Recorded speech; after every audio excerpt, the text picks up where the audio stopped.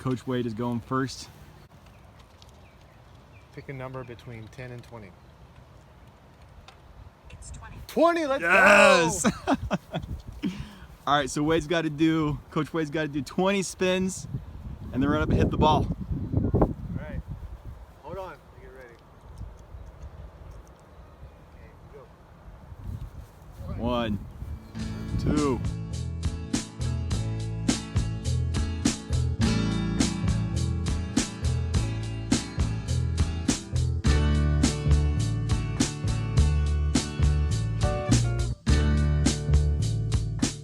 $19, $20, go, go, go, go! Oh my gosh! I surrender. You win. Well, let's just call it a day.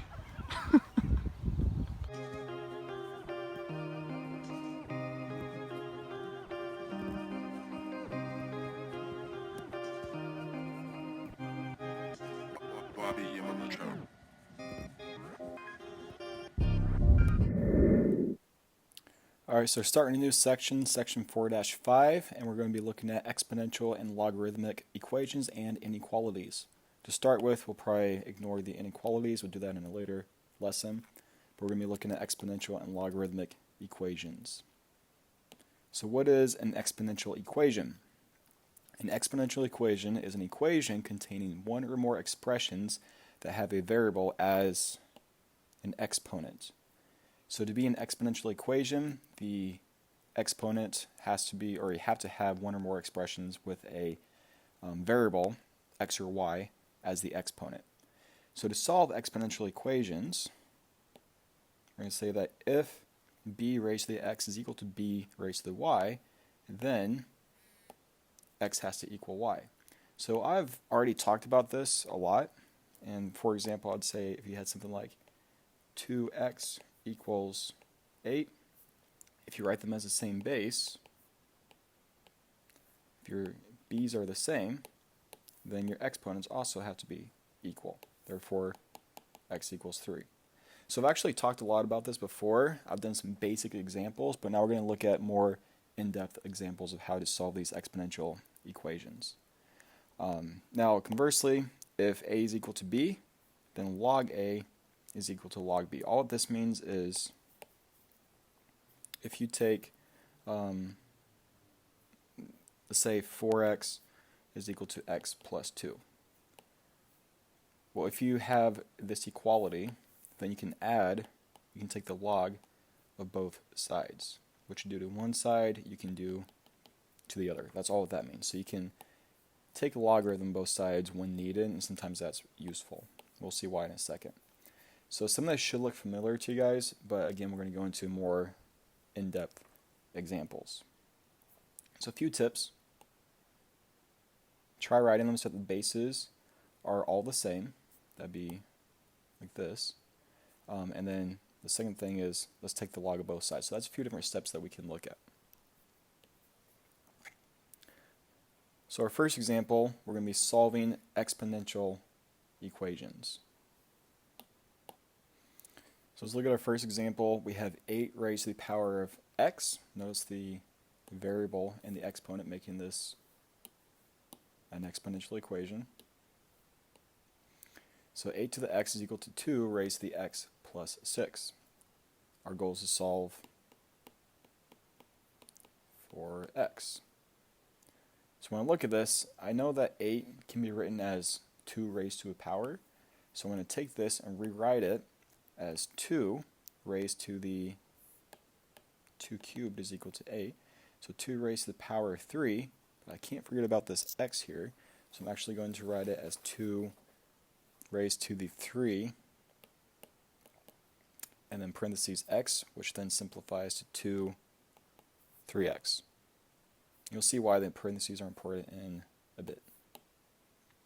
Now it's going to be equal to 2 raised to the x plus 6, 2 raised to the x plus 6. Now since my bases here are the same,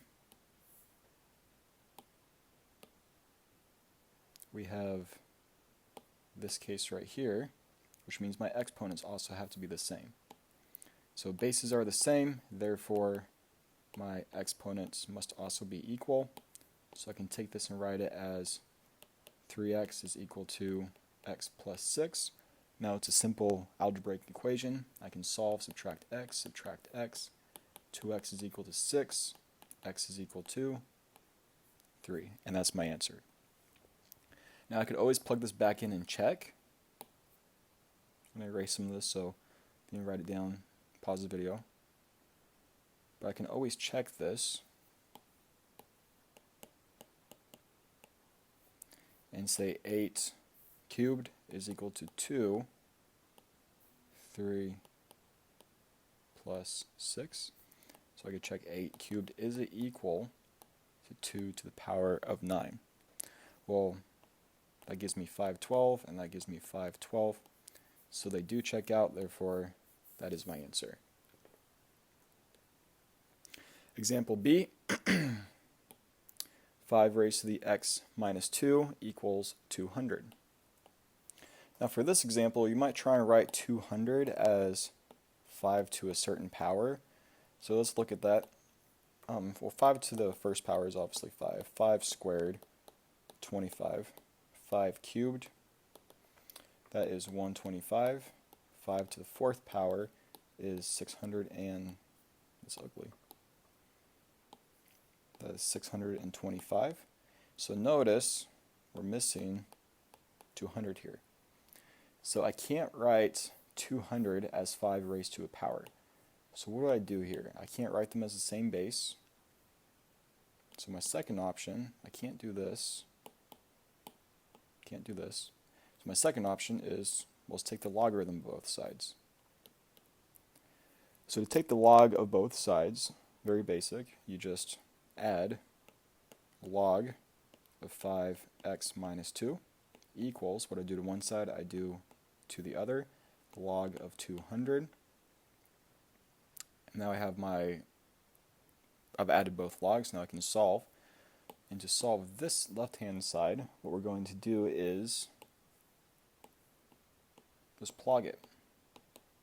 So I'm going to take the exponent, x minus 2, move it down to the front, and that will give me parentheses. Make sure you guys use parentheses, very important. So parentheses x minus 2, a log of 5, equals log 200. Now hopefully you guys recognize this type of question from the quiz and the lesson of worksheet 4-4C, because now we've done this before, so hopefully you guys remember how to do it. All I'm going to do is divide by log 5, divide by log 5. That will give me x minus 2 equals log of 200 over log of 5. I can use my calculator to solve this. And that will give me, I'll come up here to finish, x minus 2 is equal to, when I plug that into my calculator, that will give me, let me do that really quick. So log of 200 is 2.301, and then log of 5 is 0.69 and 9. So 0.699. So 2.301 divided by 0.699. We get x minus 2 is equal to 3.29. Oops, just a second. 3.292. Now I just add 2 to both sides to solve for x and get x is equal to 5.292. That is my answer. So when you can't write one side as the number raised to a certain exponent, you can always take the log of both sides and then plug it. And then after you plug it, just cancel those out. Solve the right-hand side or left-hand side, depending which side the logs are on. And then use your calculator and then solve. And what about solving log equations? So let's say that we have an equation with the x as part of the logarithm. Again, we've done some of this before, so the process should be familiar to you guys. We're going to look at a little bit more in-depth questions here. So there's two ways I can do this. I'll show you option A, or option 1, I'll say. So option 1, I can use the inverse property, which means I can take log base 3 of x minus 5 equals 2.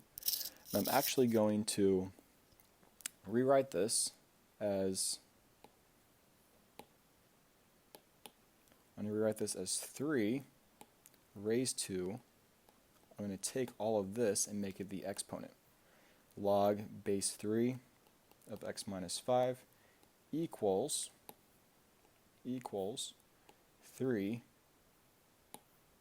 squared.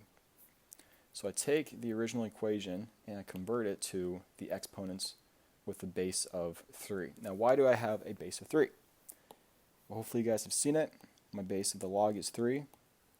So if I change that to a 3, those will cancel out and I'll be left with x minus 5 is equal to 3 squared. I get x minus 5 is equal to 9, and solving gives me x is equal to 14. And that is my answer. So use the inverse property to cancel out the log, get rid of the log, which leaves me with the exponent as that evaluated, and then just solve from there. Now, that's my first option. I also have a second way you can do this, which I think most of you will find preferable. Example, or option 2, I could take log base 3 of x minus 5 equals 2. I'm going to recycle. So I recycle and I get x minus 5 is equal to, let me rewrite this. We'll get 9, one more time. 3 squared is equal to x minus 5. That gives me 9 is equal to x minus 5, which then x is equal to 14. So I just recycle, 3 squared is equal to x minus 5, and then solve. Now I do think that this way is the easier method. I think it makes more sense to a lot of people, so it's okay if you use this when applicable. Next, we have log of 45x minus log of 3 equals 1. So how would I solve this? Well, remember that I have a subtraction sign, and subtraction using logarithms means divide. So since I have my subtraction, I can rewrite this as log. Notice the bases are the same. They're both common logarithm, base 10. So log of 45x divided by, so take this divided by 3 equals 1. Well, 45 divided by 3 gives me 15x equals 1. Now to solve this, I could add on my base of 10 here. I could use the first option of using the inverse property, or I could recycle. I'm just going to go ahead and recycle. And that will give me 10 raised to the power of 1 is equal to 15x, which then solving for x gives me 10 over 15, and x is equal to, divide by 2, gives me 5, or not divide by 2, what am I thinking? Divide by 5, there we go. I just spaced out. 2/3. And that's your answer. Now, I could use the second option of, let's see, option 2, I could go like this. I could take this and rewrite it as 10 raised to log base 10 of 15x equals 10 to the power of 1. Logs cancel, I'm left with 15x equals 10, and then get the same solution. That way is totally fine. That's using the inverse property. But again, I do think that recycling is easier, personally. Alright, here we have log base 4 of x squared equals 7. Now notice you have the exponent there. So what do I do with that? Hopefully you guys remember. Let's go ahead and plug it. So when I plug this, this will give me 2 times log base 4 of x equals 7. And then solving from here, I could isolate my x basically. Divide by 2, divide by 2. I get log base 4 of x is equal to 7 divided by 2. And then I could, hopefully you're thinking it, recycle. Recycling gives me 4 raised to the 7 halves equals x. We'll convert this to a radical. Remember the 2 is on the bottom, it goes to the edge here, which I really don't even have to write it because I'm taking the square root of 4, raising it to 7th power. That equals x. Square root of 4 is 2. 2 to the 7th power is equal to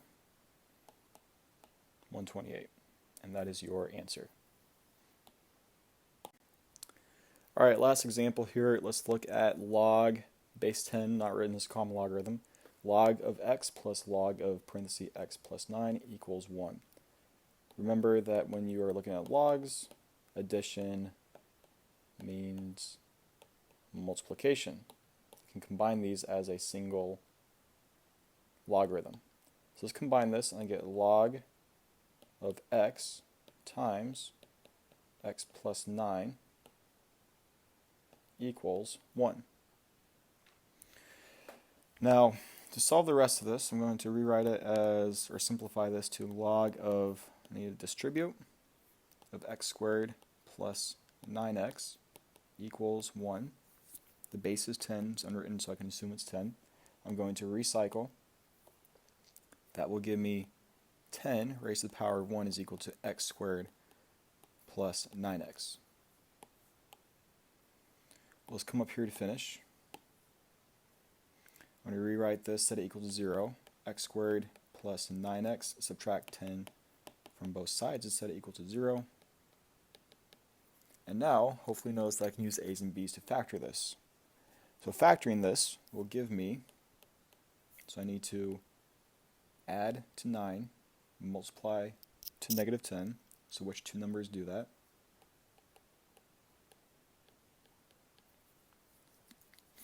Well, if I take positive 10 and x minus 1, so 10 times negative 1 is negative 10, and then 10 plus negative 1 is positive 9.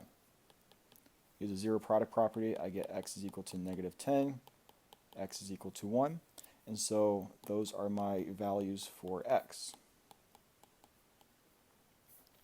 But before we stop and box these as our answers, one of these is not a solution. One is extraneous. One doesn't actually work. X plus 1 works, but this one actually doesn't work.